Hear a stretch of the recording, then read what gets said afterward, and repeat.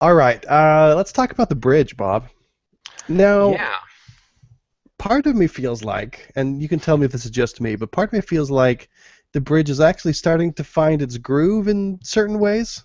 I'm finally starting to get to know the characters well enough to appreciate them a little bit better, at least. Yeah.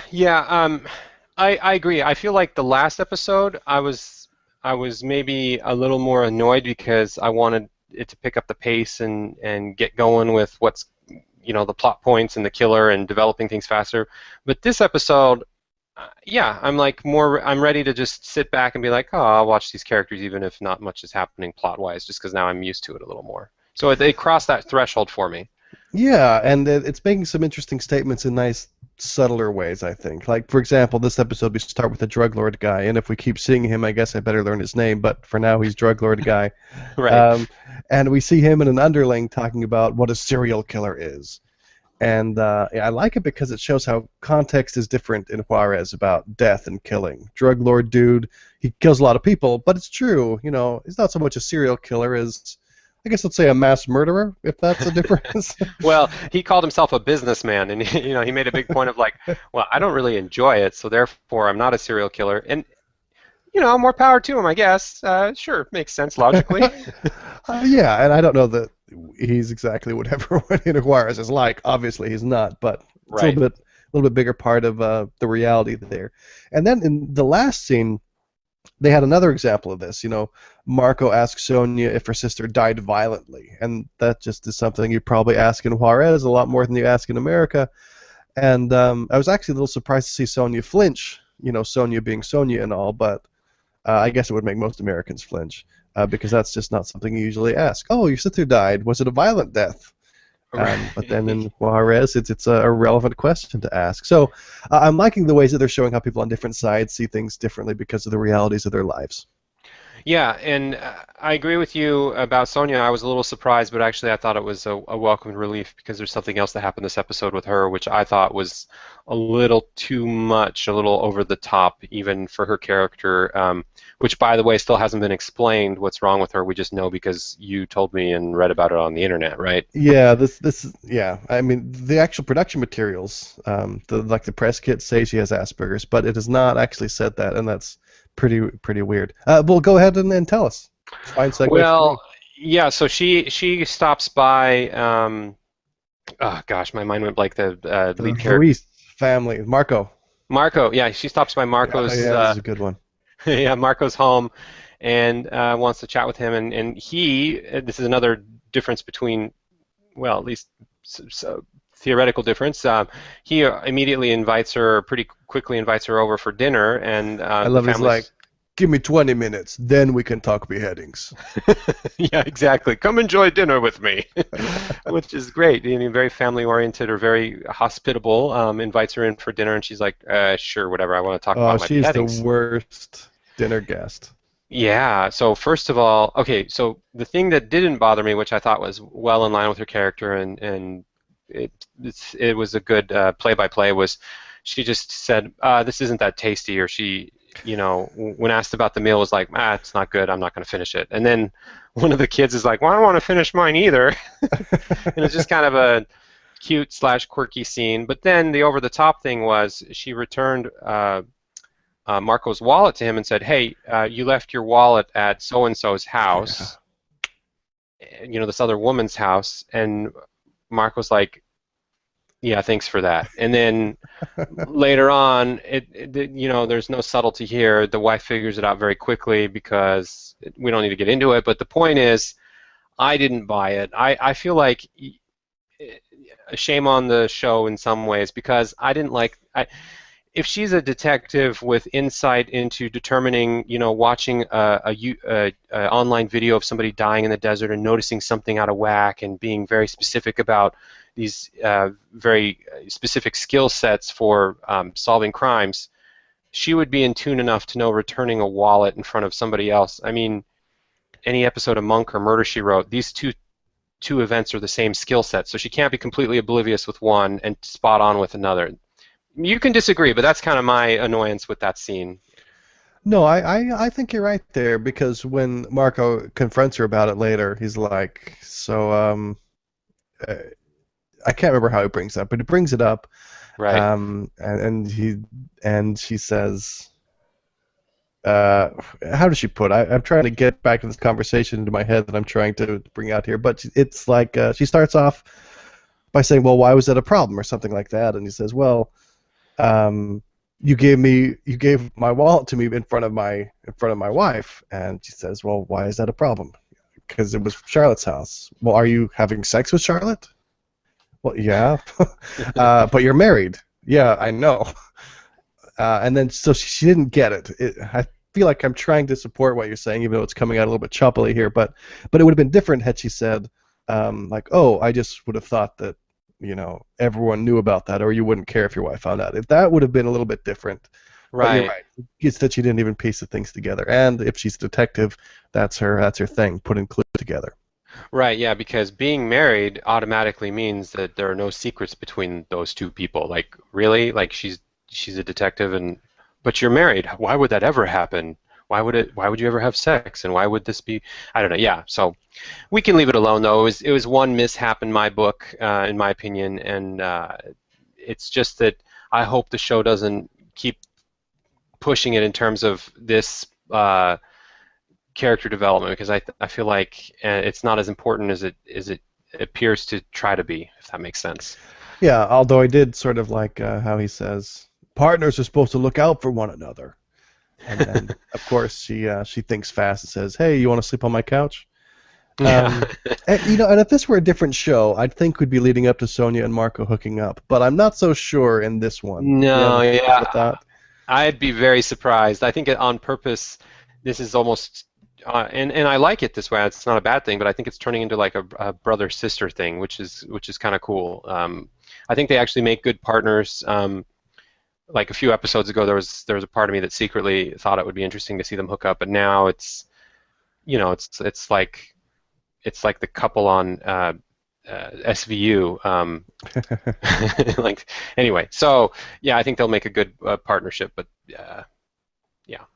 Yeah. Marco is back with his shady police work, stealing Fry's phone. Oh my goodness. Encouraging Maria in the hospital, who was tied up, to hold out for asylum.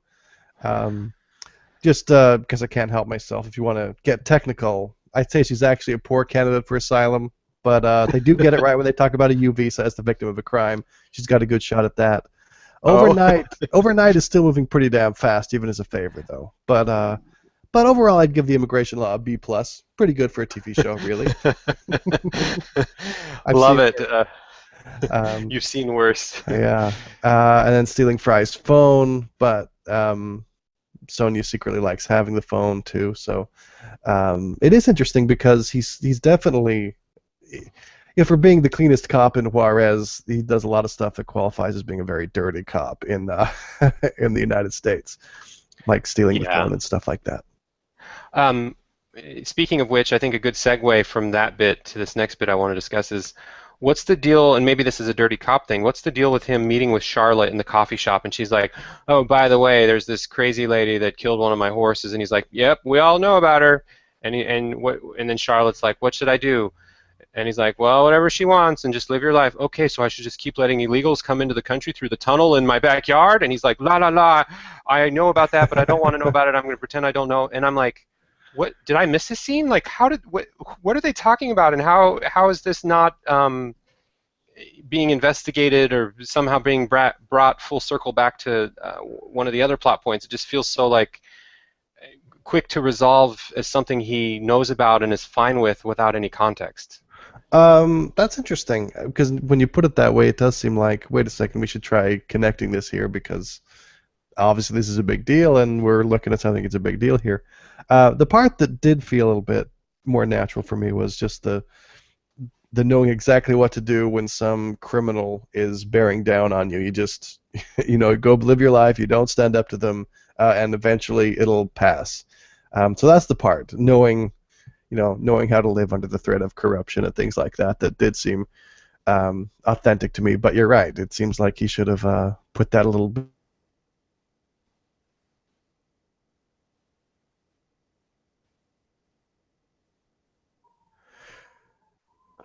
So, Yeah. Okay. um, yeah. Anyway, Yeah, well, and it's interesting. Charlotte tells Marco about that lady, and then um, he says he can't continue the affair.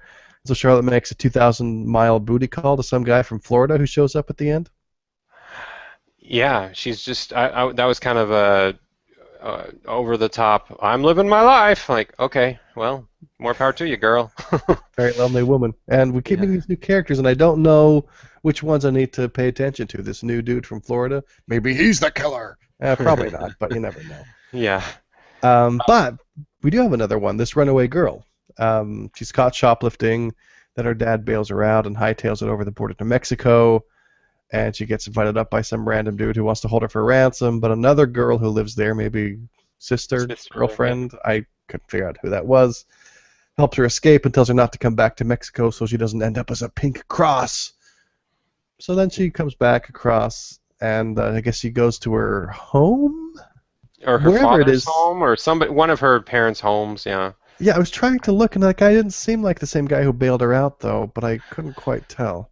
We had the same discussion in our household. I thought it was, but then I can't say that with now that people are questioning it all around me. I'm like, oh, maybe not. Maybe Yeah, I I connected can't the say he dots. wasn't with any certainty either. It just, I wasn't, it didn't seem like it to me, but it was very unclear.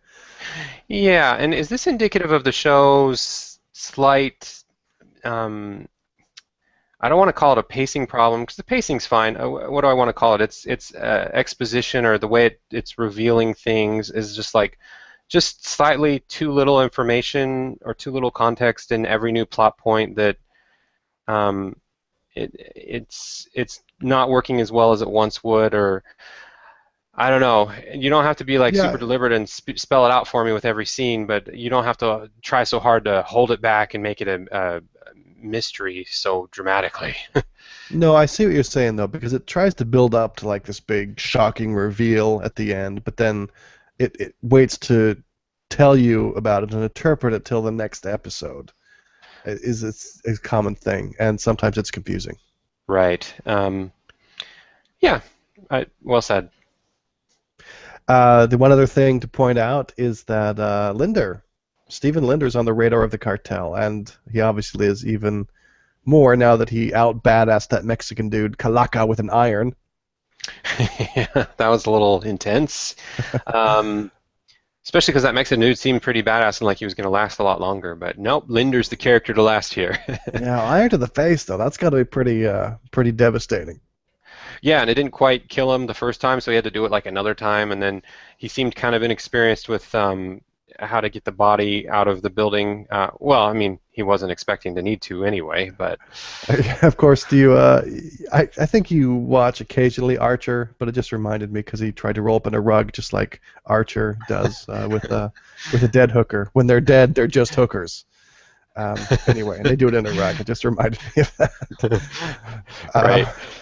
Uh, um, and then, of course, the cartel shows up when he's trying to bury the body. And normally, in that circumstance, I would think that the cartel would just kill him and take the body. But it's like, hey, that dude's mine, and it would be awfully anticlimactic if they just killed him. So I wonder what's going to happen with the Linder and the cartel now. Right, and it was kind of a mutual thing though, because the cartel wanted theoretically that guy dead because they had his brother, and again, the show isn't telling us why or who's connected where. Um, but the fact that he's dead before the cartel had a chance to kill him, the cartel felt a little annoyed, but like, well, but you did kill the guy we were going to kill anyway, so hand that over. It's our body, and then the show sort of ends on that note, and I think there's a lot more to it, and Linder's going to be fine and brought into some new story next episode. Yeah, he's intriguing me, Linder. There still seems to be something off about the dude, but maybe he's not quite as sinister as he looks on the outside. Yeah, I'm with you. Like you want to just chalk it up to the creepo meter being off the charts, but they humanize him pretty well here and there, and so he's kind of a complicated, um, introverted, reserved, borderline creepy guy who's also, sometimes likable. Yeah. And then the one other thing that seems like it'll be important, I'm not sure exactly why I care yet, but when Sonia has Daniel Fry's stolen phone, she gets the call from the killer, and apparently we find out that the FBI knew about Christina and the video, and that was big news to Sonia and big news to Marco. But I'm like, wait, what? That why do I care? So I'm Right. filing it to wait for it to come into play. Yeah, yeah, and that's another example of where the show was like building up with music and the scenes, the way they were portrayed was like, and here you go, your reveal for the episode that's pretty big. I'm like, wait, didn't we as the audience already know this? Like, okay. Right. Um, but yeah, so I just as a little wrap up here, I'm really excited that I'm starting to smile or chuckle at some of the character interactions. It's one of the main things I look for in a show that I watch for a long time. That they just have chemistry between the characters and there's sort of a shared history that we've seen. So I'm glad we've got that coming. Um, still not 100% in love with all the ways that they're parceling out the information, but I'm still hooked in for now, and I'm liking the character development as I say. So that's where I stand. Enough said. I'm right there with you, brother. I think it's pretty well done, intriguing characters. I'm sticking with it. I want to see where it goes, but I hope they clean up some of their, you know, cheap shots. Well, okay, that's a bad way of putting it, but you know what I mean. All right. Well.